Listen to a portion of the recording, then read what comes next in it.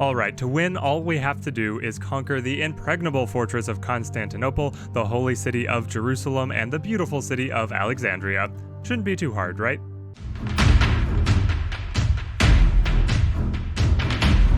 We are beginning here in the Sasanian Empire with 5 starting settlements, ruling from the beautiful city of Stephaestion. Our goal is to move west and conquer the Eastern Roman Empire, but first we're going to have to deal with rebels that have spawned within our own borders. And even before that, start getting sewers in our own cities so that our people aren't living in total squalor.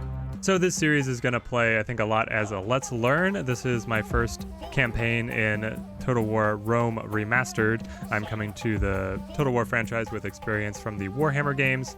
The first thing that we're going to try and do here is bring in our armies that are controlled by these captains to our 5-star general, who is right now governor of this settlement right here. We're probably going to move him over here so that he can have a better connection to meet up with them.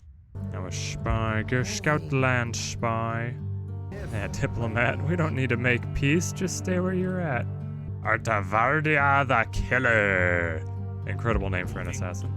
Alright, we also want to queue up this better barracks here in our capital so that we're able to start getting some heavy infantry and not just be locked into the, what do we have? Levy spearmen as our only footmen. One group of rebel peasants out here outside the capital. Well, we won't let that go.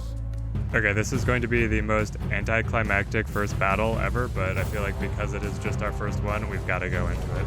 This is what you get as peasants who rebel in my empire.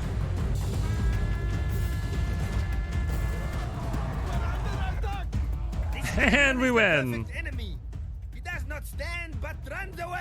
And we have found the rebel settlement of Kotash. Our first objective will be to subjugate them and incorporate them back into our empire. That's kind of the way the game is set up, so that your first piece is to be able to get your empire reunited. Someone wants to marry into the family. Well, we accept because we definitely need more generals and governors. So the way the game is set up is that a general and a governor is basically the same thing. They're a governor if they're in a settlement, and they're a general if they're just leading an army. So you have these main characters here that you can assign to different places. So you see here, we have a gap to fill. Here we have our faction heir. Here we have no one because we have been moving our character who's the best field general to meet up with the armies. And then over here we also have a gap to fill. So all of these characters have a different stat line here. They've got their command, so this is usefulness in troops, and then this is usefulness in the settlement. And then I think this is more for diplomacy. So if they meet somebody that you can talk to, they'll be able to negotiate. Not sure about that one, but as you can see here, this guy is a terrible governor, but when he's commanding an army, he is excellent.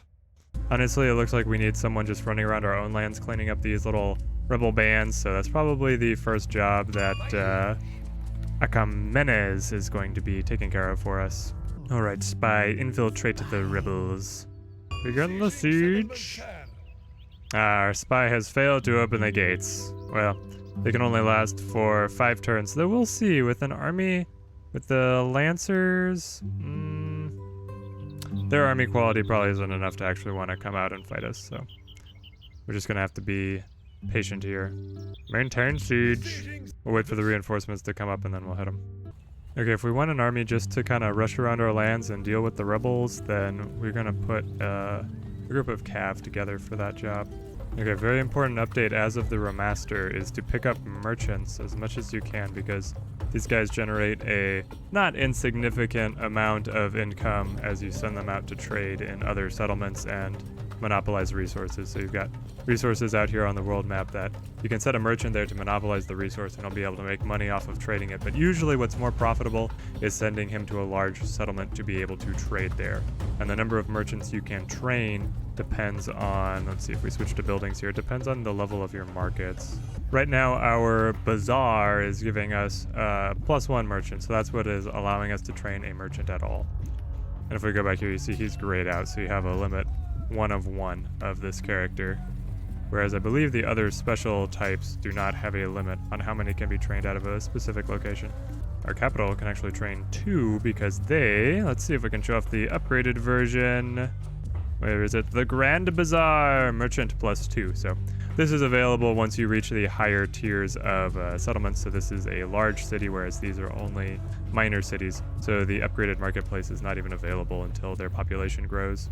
Roman diplomat. But I'm sorry, Rome, we don't want peace with your kind. Join the siege, Captain Baran. Oh, he's so close, but he won't make it this turn. Well, we can continue to improve our infrastructure and our existing settlements to really be the breadbasket of our empire. This seems to be a larger rebel force, though the only thing we know about it is they have peasants. My guess is that they're not all peasants this time, though. And they have a real general rather than just a captain. Let's see if we can assassinate him. They can only last another 2 turns, but I'm getting impatient. Let us assault now that we have our rams constructed. Well, it doesn't look like much, but it will be a welcome addition to our empire. Alright, the game plan is get the rams on the walls, punch in some holes, soften them up with the archers in the meantime, and then get an opening we can put the cav through. These little towers are trying to shoot down my guys, so we'll move away from their little watchmen. Hopefully we get out of range. Alright, break them down. The cav just don't know what to do. They don't want to come out of the gates, but they don't want to get shot down on the streets either. I feel like this would be a great chance for them to just run away from one of the other gates. There's no sense in dying here. Send the spearmen through the walls. The commander wants to fight here at the gate. A futile effort. This general is the perfect enemy. He does not stand but runs away. Alright, the camels have arrived. They've got a bonus against cavalry. They should deal pretty quickly with all of these guys. Runaway slave spearmen, yes. The best of the best defending this settlement. Well, I'll give it to the runaway slave spearmen. They fought to a man rather than breaking. And with that done and dusted with, now we just have to integrate Koltas into our empire. Okay, so what do we want to do with this rebel settlement? I believe we are going to go with enslave. The balance here is that the more of the opposing population that you kind of do away with, then the easier it is to occupy. So if you just occupy it, it's going to have a lot of unrest, and you're going to need to keep a large garrison there to be able to kind of keep the riots down and keep it from just defecting right away. If you do enslave, you move a lot of the population away from it into your other settlements, so you kind of disperse the unrest throughout your entire empire.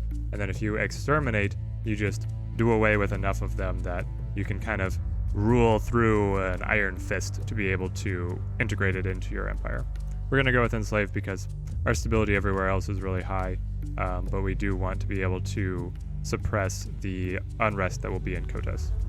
Well, Mr. Spy, it's time to go somewhere else. I believe we will scout down here. Okay, what to do here in Kotos. So if we open up the settlement details, we get to see where all the unrest is coming from. We'll lower the tax rate. That always helps, makes people happier, right? So now we've brought it up to a manageable level. And then the large army garrison that we have here is giving us a lot of extra stability. The main penalties that we're looking at is because we are considered a different culture than this settlement. We have a minus 50% there. And then this unrest is just because it was recently captured, so 40% there. And now Christianity is causing unrest because the official religion of our empire is Zoroastrianism, but the rebels were Christian, is my understanding. And so having that switch is going to cause a lot of unrest. I believe here if we get the Zoroastrian shrine, then we should be able to increase our conversion rate and decrease the unrest in general from religion. Melikor is added to his retinue. Let's take a look at what that looks like. He's getting additional command here. Command while attacking. Additional influence. Though he's more susceptible to assassination, and then increase bonus to all trade income and bonus to cash gained from looting. So a nice mix there. Once we have a large set of followers, we can start min-maxing which of our important characters have what kind of followers, but right now we've got plenty of space for new ones on everybody, so we'll just take whatever we get. Alright, it's time for our young general to head out and begin purging the rebels from within our empire now that we've conquered their settlement. So I said I didn't think that they were all going to be peasants. They are all peasants. Alright, the peasants have at least had the sense enough to deploy up here on the hill to get some kind of terrain advantage. It means they can run faster downhill when they run away. And we break them just like that. Brilliant.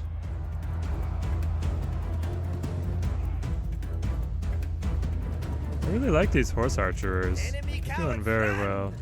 Okay, we actually want to send these spearmen back into town as the garrison. But you will continue to be able to deal with this group over here. Okay, it's time to assign a few merchants. Let's see where we can make the most money! Okay, this is, as far as we're aware, the last rebel army within our borders, so time to be rid of them. Ah, and they have 2 units of heavy infantry. Not nearly slated as far against us as it was before, but with all this cavalry, we'll be able to just run them to the ground. Alright, where do we expect the enemy to appear? Let's look at the battlefield. They do not have a definitive hill to camp up on top of, though they might be over here to start out. We have a pretty good start point here. Oh, they're over here. Alright. Soften them up with the archers. Bring the camel riders into bear. Ooh, solid heavy infantry here. Too bad you guys will never be able to catch up with my cav. You don't show your backs. That's weakness. They're already running away. Get around behind them. They're weaker there, no shields. The enemy doesn't know what to do. They should just circle up or run away. Alright, they want to force the issue. Send in the camels. We just outnumber them by so much. This should be easy.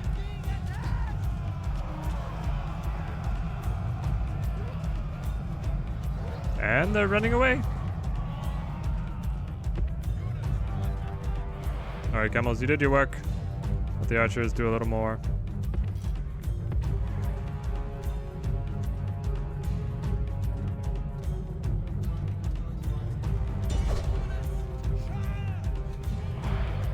And back into the fray.